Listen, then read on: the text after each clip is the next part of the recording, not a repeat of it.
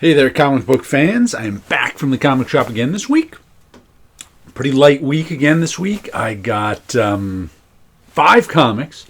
3 were on my pull list. I pulled 2 off the shelf just for the heck of it. But first we'll show you the top of the printer comics this week. We've got an issue of Promethea. What issue number is this of Promethea? Somewhere in here. Oh, number 12. There it is. Up over there says number 12. And then we've got an issue of Silver Blade, number 5.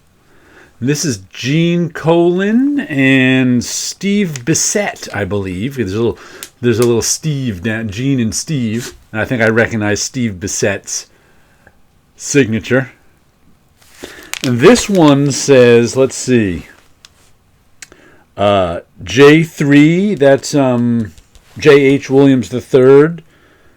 Klein, I think Todd Klein, the letterer, he must have done the lettering on this. And 2000, it says After Someone. She's After McLean? I can't even read that. So I guess they were copying a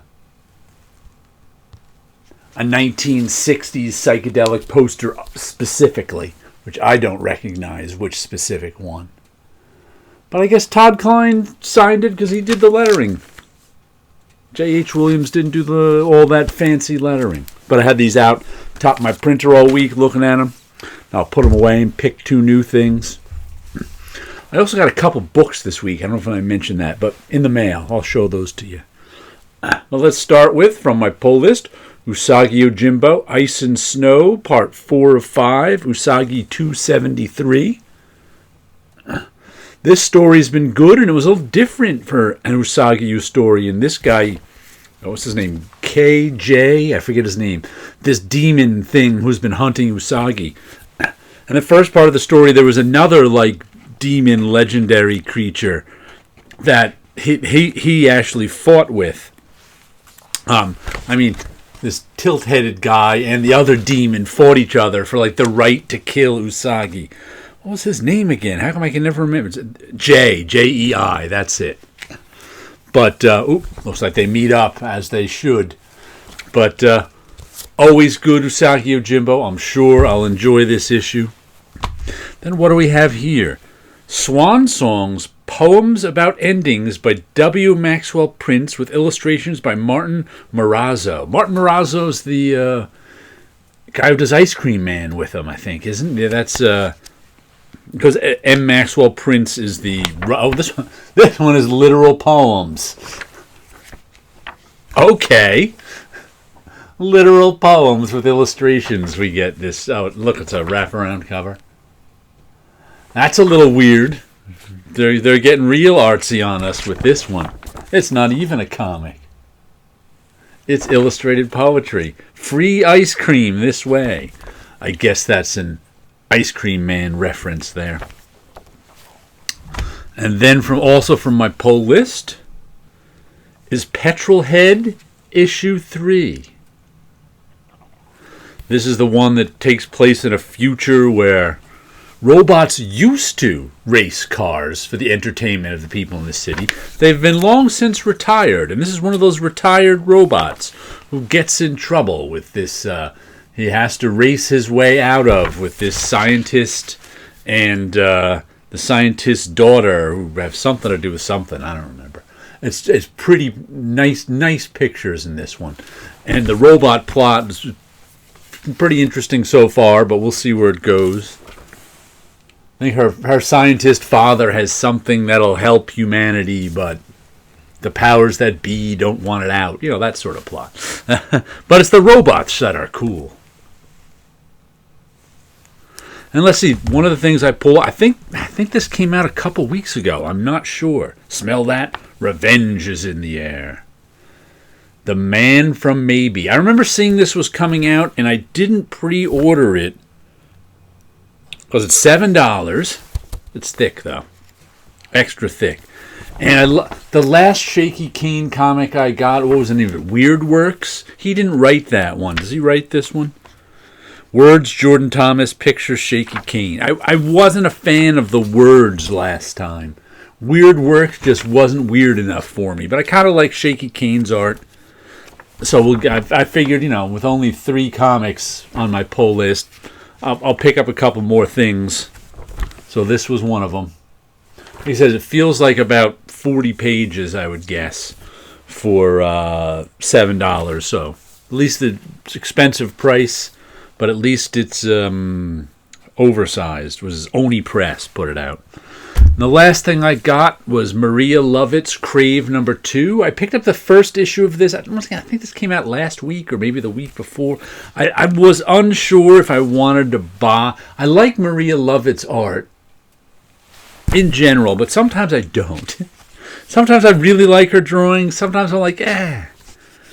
But I bought the first issue, and it was like this college romance thing. It was okay, and I was iffy if I wanted to get the next. But at least this one, it looks like it's new and made for the American format. I've skipped over some of her other, obviously European formatted stuff that doesn't, has a lot of white space on the top and the bottom of the American page. So that kind of always turns me off a little. I'd rather see it in the European format. But I just flipped to nudity, so this one's got some nudity in it too. But I figured since, I was iffy about it on a week with only 3 books, I'll pick it up. And then this is something I got in the mail, and it's destroyed. It's 1-800 Ghosts, but look at that. It's smashed over there. It's even torn. You got a tear in it. Pick this up off of... This is the problem when you get things on Amazon. And I actually met this guy a little while ago, so I figured I'd check out his book. What's his name? G. Davis Cathcart. And he self-published this, and then... It was funny, he self-published it in a mini-comic, and then Fantagraphics picked it up and published it large. I just wanted to check it out. I think it came out a while ago, so I couldn't get it. This is something I normally get through my comic shop. And I would never... I mean, look at that. It's like bent right there. I didn't know it was like this big in soft cover. I actually expected it to be smaller. And it was just in a paper envelope, and it obviously got destroyed on its way to me. And that just annoys me. I mean, I'll enjoy it and read it fine. But I'd prefer if the back cover wasn't ripped. I mean, look at that. It's ripped there. It's ripped there. So I don't know what. This is what happens too when you. I think this was from a third-party book dealer on Amazon. Sometimes those third-party book dealers, they just don't know anything about comics and don't know that they can get destroyed that easily. And this is one I got off of eBay. I was listening to Earl Grey showing his best of whatever, and he was showing some Jacques Tardy, and I said, I don't have enough Jacques Tardy in my collection. Unfortunately, it was only $10. It's a library edition. Maybe I'll take those stickers off. Maybe I won't. But it's $10 shipped.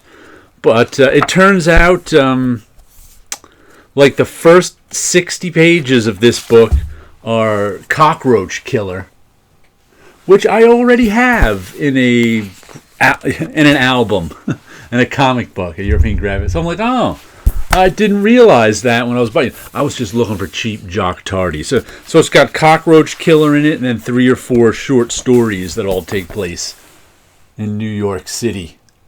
Hence the name New York Mon Amour, and Jacques Tardy is French, so this is a translation. But I haven't read Cockroach Killer in 20 years. I don't really... Oh, look at this. It's got some photo mixed with cartoons in it. I don't really remember it, but I was a little... I have another Jacques Tardy book coming away on my way. I've got Cockroach Killer. I've got Damn This War, and it's the War of the Trenches, I think. I think those are the only 3 Jacques Tardy I have. I may have a couple things in anthologies here or there. I don't remember. But I was like, I could go for some more. So that's why I ended up picking it. I think both of them together were like $10 a piece. They had a lot of Jacques Tardy for $20 and $30. I was like, I'll go for the $10 ones. Let me show you a little bit of my work, what I did this week. We've got Dreams of Things 220. This one kind of blends in with the blues of the painting behind it. So I just scanned in all of my big ink drawings from the last 3 years and put them away, tucked them away in a portfolio. They've been hanging out on my easel for 3 years.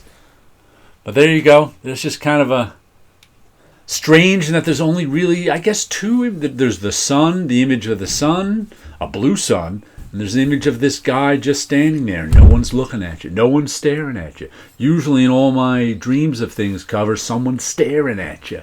But here, this guy's just kind of casually bent over and twisted. And you notice he's got both of his hands in front of his legs, so he must be twisted up in his torso. But and all those weird folds. You know what? You know who I'm influenced by these folds? I tell you. Robert Crumb's older brother. If you ever saw the Crumb movie, Robert Crumb had an older brother who was really messed up. More socially messed up than Robert Crumb, if you can imagine that. But he used to draw comics too. He was the older brother drawing comics. That's why the younger brother Robert Crumb picked it up. But he did a lot of drawings like of folds and all sorts of stuff, kind of folds like this. That's what I think of when I make folds like this, and folds in people's faces and just folds everywhere. But that's what those folds remind me of, Robert Crumb's older brother folds. Alrighty. Some artwork, some comic books, and you guys have a good week out there.